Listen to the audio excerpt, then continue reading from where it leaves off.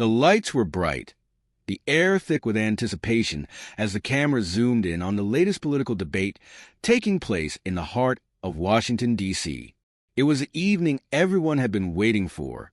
The stage was set, the candidates lined up, and the crowd murmured with excitement, each person eager to hear what the contenders had to say. Among the many seasoned politicians, one young and vibrant voice stood out, Karoline Leavitt. At just 25 years old, Karoline had already made a name for herself in the political arena, representing the voice of reason and conservative values in a world that seemed to be shifting toward extreme liberal ideologies. It wasn't the first time Karoline had appeared on stage, but tonight, the tension in the air was different. The topic of the debate was hot. The rising influence of liberal politics in the country, the growing divide between the two sides, and the role that young leaders like Karoline could play in shaping the future of America. Karoline's opponent, Senator Derek Walker, a well-known liberal politician, had already made his mark as one of the most outspoken advocates for progressive policies. He had a long history of pushing for higher taxes, more government intervention in business, and a host of social programs that many saw as unsustainable. As the debate began, Walker wasted no time attacking the very principles Karoline stood for. He looked directly at Karoline, his voice dripping with condescension. "It's truly heartwarming to see young people like you so committed to the past, Karoline," he began. "But what we need now is a government that is ready to face the future, a government that's willing to embrace the changes that are necessary for progress. You can't keep fighting for outdated ideas and expect them to work in a rapidly evolving world." The crowd was silent for a moment, hanging on Walker's every word. Karoline, however, remained composed, her eyes locked on him, unshaken by his remarks. It was clear that this wasn't the first time she'd heard such accusations. "You know, Senator," Karoline replied with a slight smile, "it's fascinating how you liberals always use the word progress as a shield for policies that only lead to more dependency and less freedom. The truth is, progress isn't about giving more power to the government. It's about empowering individuals, allowing them to keep more of their hard-earned money, make their own choices, and build a future without being held back by bureaucratic red tape." The crowd shifted, the energy palpable. Karoline's words had struck a nerve, but Walker wasn't about to back down. He smirked, shaking his head as though he was disappointed in her naivete. "You really think that giving tax cuts to the wealthy will help everyone else?" Walker countered, his tone mockingly sweet. "The reality is, we need to provide more social services, more health care, and a bigger government to make sure everyone is taken care of. The wealthy don't need any more handouts. It's time we start thinking about the greater good, not just the individual." Karoline didn't flinch. Her resolve only hardened. She knew that this moment would define her, and she was ready for it. She leaned into the microphone, her voice calm but filled with authority. "Senator Walker, you keep using the word greater good, but what you fail to understand is that the greater good isn't built by taking from hard-working Americans and giving it to a bloated government. The greater good is built by ensuring that every individual, no matter their background, has the opportunity to succeed on their own terms. The moment you take away that opportunity is the moment you lose sight of what this country is truly about." The crowd erupted into applause, the roar echoing throughout the hall. For a moment, it felt as though the ground itself was shaking with energy. Walker, clearly caught off guard, stumbled slightly. His confident demeanor wavered for just a fraction of a second. Karoline, however, remained unshaken, her posture straight, her focus sharp. It was clear this wasn't just a debate. This was a battle for the soul of the country. And Karoline Leavitt was more than ready to fight. Walker tried to regain his composure. "You're idealistic, Karoline," he said, his voice tinged with sarcasm. "But your idealism won't pay for the health care, the education, and the infrastructure that this country so desperately needs. Your policies, no matter how you dress them up, are just a recipe for inequality and division." Karoline's smile was subtle but confident. "No, Senator. What you're offering is a recipe for failure. You think bigger government can solve everything. But what you fail to realize is that the government is not the answer. The answer lies in individual liberty, in economic freedom, and in the power of the people to make decisions for themselves. She paused, letting the weight of her words sink in. And that's what makes me different, Senator. I don't believe in policies that punish success and reward failure.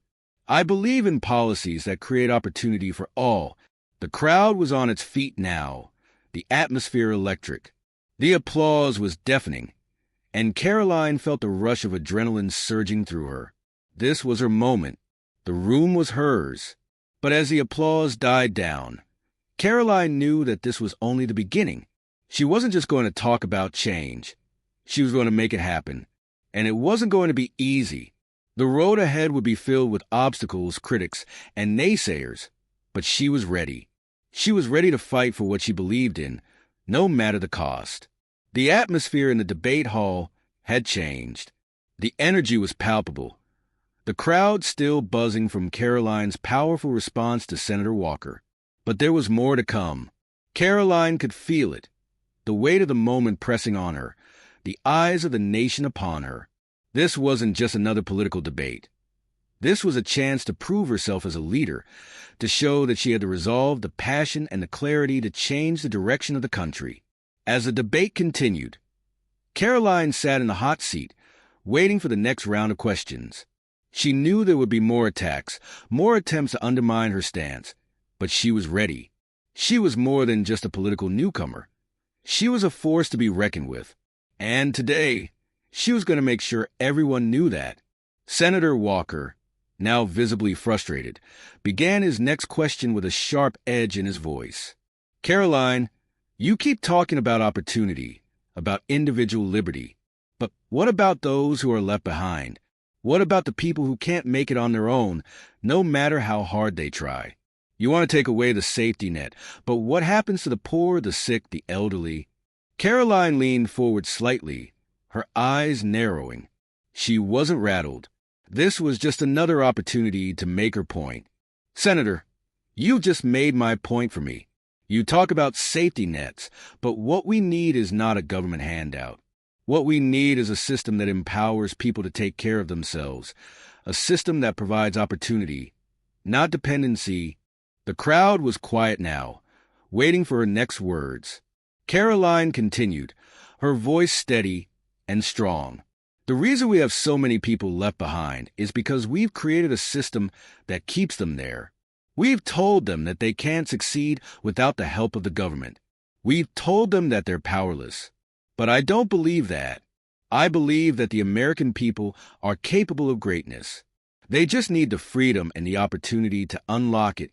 A ripple went through the crowd. She wasn't just speaking to them.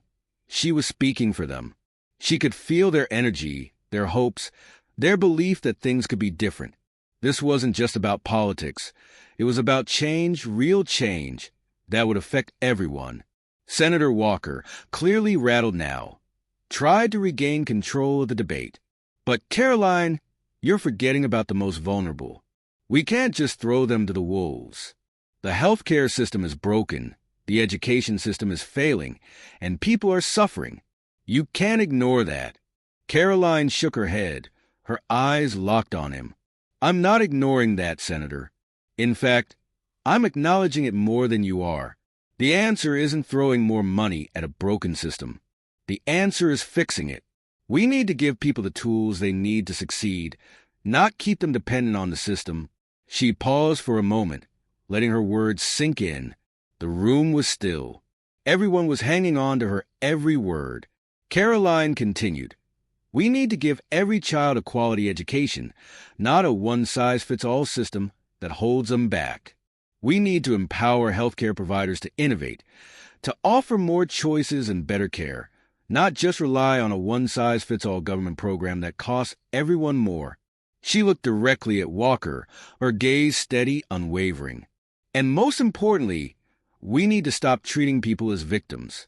People are not helpless. They are resilient, resourceful, and capable of building their own futures if given the chance. It's time we stop holding them back with government regulations and start empowering them with freedom. The room erupted into applause. It wasn't just polite clapping. It was real, passionate support. Karoline had made her point, and she had made it well.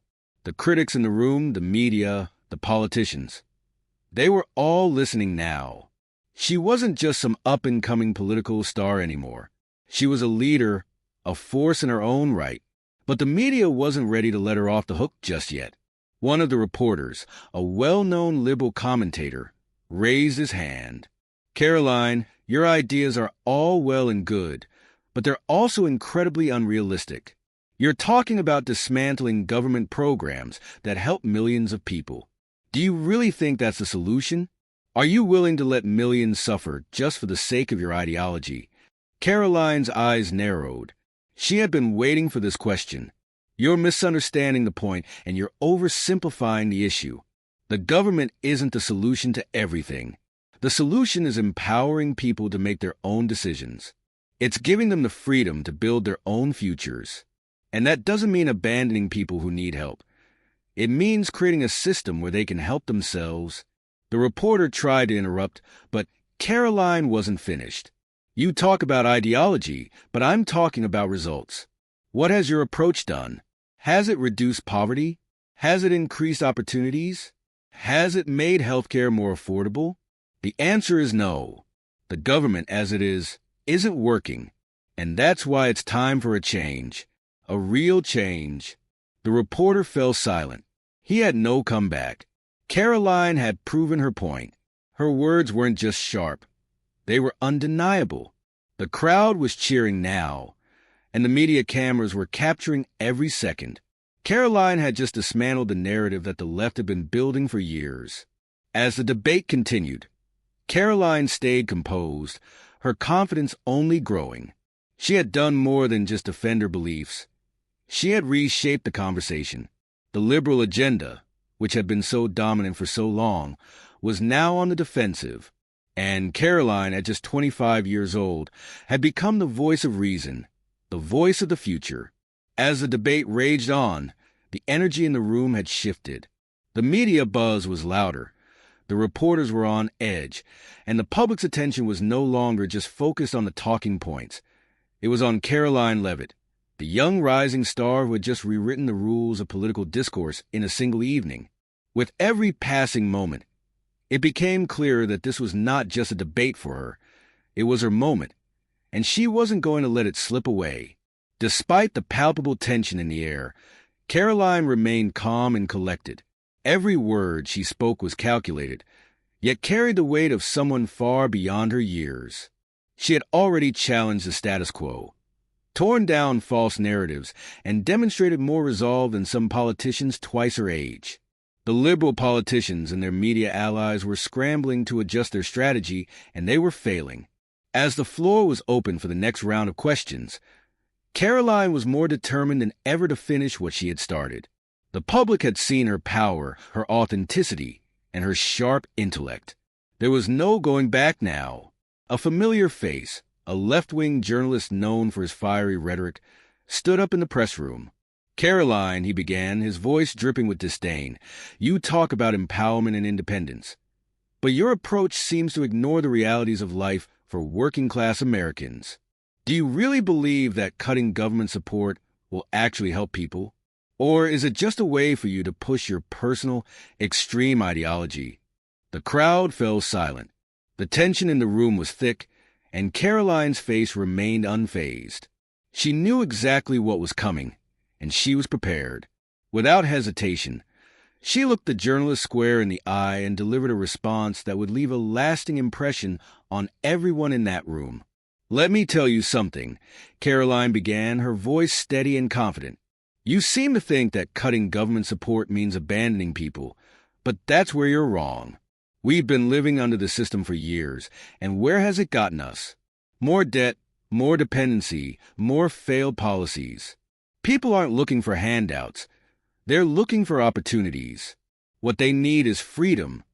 Freedom to work, to build, and to live without being suffocated by red tape. The crowd shifted uneasily. The media, once confident in their ability to tear her down, were now realizing that Karoline's response wasn't just a defense. It was a challenge, an indictment of the very system they'd been protecting. The left-wing journalist opened his mouth to respond, but Karoline didn't give him the chance. "Here's the truth," she continued, her voice cutting through the noise. "You want to keep people dependent on government because it gives you power. But what you don't understand is that the people you claim to represent want out of that cycle. They want to be free. They don't want to be told they need help. They want to be given the chance to help themselves. You want to keep them in the cage of your policies because that's how you maintain control. Well, I'm not here to play that game. I'm here to let people fly." Her words resonated deeply, and even the journalist who had come to take her down found himself at a loss for words. The silence that followed her statement was profound. For the first time in a long while, Karoline had shifted the conversation. She had made the point so powerfully, so unshakably, that it was no longer about who was right or left. It was about a vision for the future. A future where people could thrive without the hand of government over their every move. As she looked out over the room, Karoline could see the shift in the faces of those around her. Some were nodding in agreement. Others were furiously scribbling down notes. It was clear that her message was resonating, loud and clear. The left's narrative was crumbling, and Karoline Leavitt was standing tall, watching it happen. The debate was nearing its end, but the media frenzy that followed would last much longer. For the next few days, every major network covered the debate extensively, but it wasn't just for the usual political commentary. They were dissecting Karoline's words, analyzing every moment, and for the first time, they were forced to confront the truth of what she had said. The liberal establishment couldn't ignore it any longer. Karoline had done the unthinkable. She had disrupted their narrative, and they didn't know how to respond.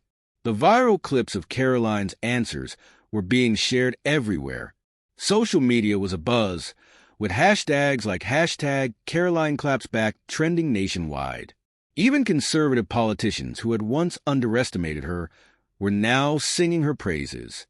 Karoline Leavitt had made her mark. But more importantly, she had proven that the future of American politics was going to be different. It wasn't going to be about adhering to the status quo. It was going to be about challenging it, about having the courage to stand up and fight for the people who had been forgotten. As Karoline left the debate hall that evening, she was met by a swarm of reporters. But this time, they weren't attacking. They weren't looking to tear her down. Instead, they were asking her questions. Real questions about her plans, her vision, her future. And Karoline, with a smile on her face, answered each one with the same confidence that had carried her through the entire debate.